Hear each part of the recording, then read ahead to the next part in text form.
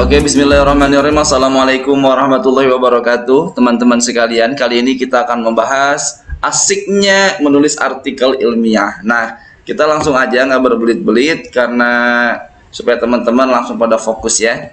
Oke, begini, sebenarnya apa aja sih asiknya menulis artikel ilmiah gitu loh. Nah, ini kita akan bahas, dan tentunya teman-teman udah nggak sabar ya. Oke, asiknya menulis itu pertama memperluas cakrawala berpikir kita, cakrawala pengetahuan kita, karena untuk menulis sebuah artikel itu perlu beberapa referensi dan tentunya minimal itu 10-20 referensi terbaru atau kekinian dari publikasi yang sudah terbit juga, dari penelitian terbaru, minimal 5 tahun ya, 5 tahun sampai 10 tahun penelitian terbaru. Kemudian yang kedua, mengasah ide dan kemampuan menulis. Dengan semakin banyak kita publikasi ilmiah atau menulis, tentunya ini mengasah, semakin seperti pisau, semakin diasah semakin tajam. Yang ketiga, nambah pertemanan. Nah, tentunya kita sering mencari informasi, akhirnya mau tidak mau bertemu dengan teman-teman yang punya tujuan dan juga karakteristik yang sama mencapai tujuan karya tulisnya supaya publis. Kemudian yang keempat, menambah angka kredit bagi guru. Jadi kalau Anda jadi guru, tentunya ini nambah angka kredit ya, terutama teman-teman yang di MPI, PAI juga PIAUD. Kemudian yang berikutnya, yang kelima, menambah motivasi untuk berkarya. Nah, boleh jadi dari seringnya kita nulis cuma karya tulis ilmiah, beralih ke puisi, ke sastra, membuat cerpen, juga yang lainnya lebih mudah. Kemudian yang paling penting adalah selesai kuliahnya tepat waktu ya. Jadi semakin Anda lamban mengirimkan artikel ilmiah, maka Anda dipastikan akan semakin menambah panjang daftar Anda sebagai mahasiswa aktif di perguruan tinggi yang kita geluti. Kemudian yang berikutnya, yang ketujuh, memperoleh fee dan reward. Ya, fee-nya pertama wisuda dapat toga tuh. Kemudian cepat nikah, dapat buku nikah cepat-cepat juga, karena boleh jadi calon mertua atau calon pasangan hidup kita sudah menanti kita jadi sarjana. Kemudian juga lekas mencari kerja, karena dengan lulusan S1 tentunya jadi pertimbangan untuk dunia kerja. Kemudian membahagiakan orang tua, ya. Sebenarnya pantas di wisuda itu orang tua kita loh, karena orang tua kita berjuang membesarkan kita sampai jadi sarjana. Dan yang berikutnya, jalan-jalan gratis. Ini seperti yang Anda saksikan di foto di layar, itu adalah foto saya ketika di Aceh mendapatkan fee uang cash. Kemudian juga dibiayai juga hotel dan perjalanannya oleh pihak panitia publikasi ilmiah. Dan alhamdulillah meraih gelar sebagai satu dari 3 penulis terbaik dalam konferensi internasional pendidikan Islam di Aceh. Dan kemudian, nah, tipsnya bagaimana? Sebenarnya tipsnya saya akan bagi yang simple aja. Pertama, judul yang kita ajukan menarik dan kekinian. Nah, judulnya menarik dan kekinian. Yang kedua, abstraknya jelas. Jelas itu tujuan, metode, pengumpulan data, analisis, dan hasilnya seperti apa. Dan yang paling penting, judulnya dulu ya. Jadi kita akan memperlihatkan bagaimana judul ini akan membuat semakin menarik karya tulis kita. Di sini ada sebuah judul di mana saya pernah lolos sebagai salah satu penulis terbaik artikel dalam seminar internasional. Peran strategis pendidikan agama Islam dalam penguatan pendidikan karakter di era revolusi 4.0. Mungkin judulnya, sebenarnya judul ini biasa, sudah sering kita temukan ya, sampai di sini. Oke, saya kasih tanda sampai tanda kuning, ini judulnya biasa. Tapi kemudian saya tambahkan di era revolusi industri 4.0 sehingga judulnya semakin menarik. Menariknya dari mana? Kekinian. Kemudian jangan lupa juga kita bisa memperlihatkan yang lain. Nah, yang lainnya apa? Yaitu di mana karya kita itu jelas mau mengarah kemana, tujuannya, metode yang digunakannya, juga hasilnya. Nah, kita nggak lama-lama juga bagaimana cara kita mempublikasi ilmiah karya kita dari skripsi kemudian menjadi artikel. Nah, pertama teman-teman kita akan buka dulu. Kalau mau mencari sebuah artikel ilmiah, kita bisa masuk langsung ya. Ketik aja di beranda Google-nya Ristek Sinta. Jadi kan teman-teman semua di sini tentunya dihadapkan dengan fenomena di mana harus jurnalnya jurnal Sinta 4-6 ya. Misalkan kita mau cari jurnal Sinta Ristek Brin ya. Di sini teman-teman langsung klik aja dan kemudian masuk ya, sintaristekbrin.go.id, kemudian masuk. Nah, kalau udah masuk, di sini ada banyak pilihan di atasnya. Ada home, about, authors, subject, affiliation, source, registration, fact, and author login. Oke, teman-teman klik source kemudian ke jurnal aja.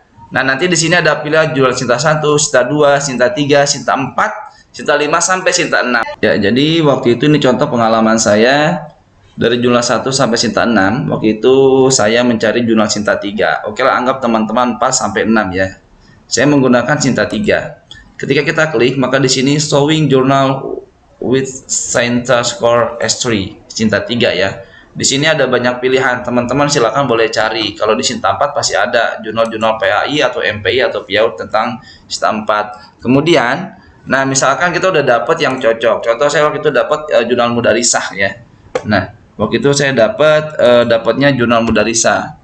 Dan ternyata ini jurnal Sinta 3. Kemudian, nah kalau teman-teman sudah ada masuk seperti ini, yang diperhatikan adalah masuk saja ke editor URL. Masuk ke editor URL-nya, maka Anda akan masuk ke halaman berandaannya atau homepage-nya. Ketika sudah masuk, nah teman-teman kalau memang pengen tahu, silakan lihat juga. Lihat apa? Nah, lihat about-nya, di situ pasti ada fokus and scope-nya. Jadi lihat apakah yang dia butuhkan untuk publikasi terbaru gitu loh. Jangan sampai teman-teman ternyata mengalami kesulitan. Sudah bagus sebenarnya ke artikelnya, cuma tidak sesuai dengan ruang lingkup skop yang dicari. Nah, di sini yang dicari adalah ini, literasi development on Islamic, yaitu pengembangan literasi di sekolah dasar Islam, kurikulum dan strategi pembelajaran di sekolah dasar Islam, informasinya digital teknologi, informasi dan teknologi digital di sekolah Islam, sekolah dasar Islam ya, atau MI. Kemudian learning mathematics and social science, natural science, dan yang lainnya di sekolah dasar Islam, dan Islamic Education Elementary School, pendidikan Islam di sekolah dasar. Nah, ini teman-teman bisa memasukkan di sini sebenarnya. Hanya saja yang perlu kita ketahui, pertama jurnal template-nya silakan di-download, diklik saja ya. Diklik aja dan nanti teman-teman akan mendapatkan template-nya. Ini contoh template yang sudah saya dapatkan. Ya, ternyata ini template-nya. Judul harus sederhana, ringkas, dan informatif dalam kalimat format kasus. Jadi beberapa jurnal memang memperhatikan judul nih. Kemudian di sini ada aturannya, abstraknya. Jadi pertama judul ada abstrak, ada pengantar atau introduction atau pendahuluan. Ada juga, nah di sini ada metode. Ada yang kalau di jurnal ini mintanya langsung metode. Ada yang memang sebelum metode dia minta kajian teorinya. Misalkan di sini minta kajian teori. Nah, ada yang seperti itu. Berarti teman-teman harus mencantumkan kajian teori yang digunakan seperti itu. Tapi ya kalau ini langsung metode dan langsung diskusi. Ya, diskusi itu berupa hasil-hasil penelitiannya dan nanti langsung simpulan. Tapi ada juga di sini, maaf, ada yang minta diskusi, ada juga meminta discuss and result, diskusi lalu minta hasil penelitian baru kesimpulan. Jadi macam-macam ya, tergantung template jurnalnya, dan template jurnalnya beda-beda. Contoh begini, ada jurnal yang menggunakan, contoh kertas yang digunakan di sini untuk jurnal ini adalah kertasnya ukuran A5. Ada juga jurnal yang memang meminta ukurannya A4 atau juga tergantung kebutuhan jurnalnya, dan teman-teman harus wajib mengikuti daripada template yang digunakan. Kalau tidak sesuai dengan template, sudah pasti sekalipun bagus artikelnya langsung delete, langsung dibuang gitu. Nah, jadi pertama judul, keduanya abstraknya juga yang jelas, yang ketiga sesuai template teman-teman, jangan lupa ya. Nah, ini contohnya saya waktu itu membuat ini ya. Nah, ya, ini saya dalam bahasa Indonesia. Sebenarnya jurnal ini meminta dalam bahasa Inggris, tapi akan saya tunjukkan ke teman-teman. Nah, di sini ini adalah hasil penelitian dari sahabat saya Erni Asmawati, dan dia meminta saya waktu itu sebagai analisator, menganalisis hasil penelitiannya. Nah, di sini ada pengaruh penggunaan media konkret pesawat sederhana terhadap penguasaan konsep dalam pembelajaran IPA secara inquiry pada siswa sekolah dasar. Nah, ini judulnya. Nah, judulnya dibuat semenarik mungkin ya, jadi jelas apa yang mau dibahas gitu loh.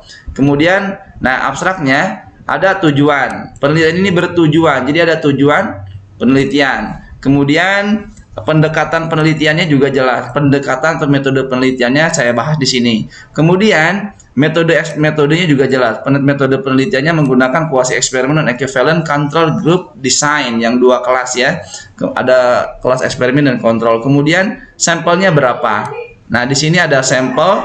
Sampelnya melibatkan 60 siswa. Kemudian yaitu hasilnya. Nah, analisis datanya juga ada di sini, sehingga di sini, nah berdasarkan hasil uji perbedaan rata-rata ini salah satunya menunjukkan analisis yang digunakan. Oke, gitu ya. Dan jangan lupa kata kunci atau keywordnya, saya menggunakan media konkret, inquiry, dan penguasaan konsep IPA. Dan di sini alhamdulillah setelah menggunakan bahasa Indonesia, karena ini butuhnya bahasa Inggris, saya translate menggunakan bahasa Inggris dengan aplikasi padahal ya. Dan ada aplikasi khusus yang memang bisa langsung digunakan. Ini dalam bahasa Inggris ya teman-teman. The effect of using simple aircraft concrete media on the mastery of concept in inquiry science learning in elementary school student. Begitu. Nah, ini yang sudah saya translate ke dalam bahasa Inggris dan ini menggunakan aplikasi dari Google. Tapi saya nggak akan bahas di sini karena ini adalah secret ya. Mungkin teman-teman kalau mau nanti boleh di belakang layar ya, boleh nanti kita bahasnya lain waktu. Tapi di sini, dan ini nggak langsung masuk teman-teman, ini juga ternyata saya memperoleh yang namanya hasil review.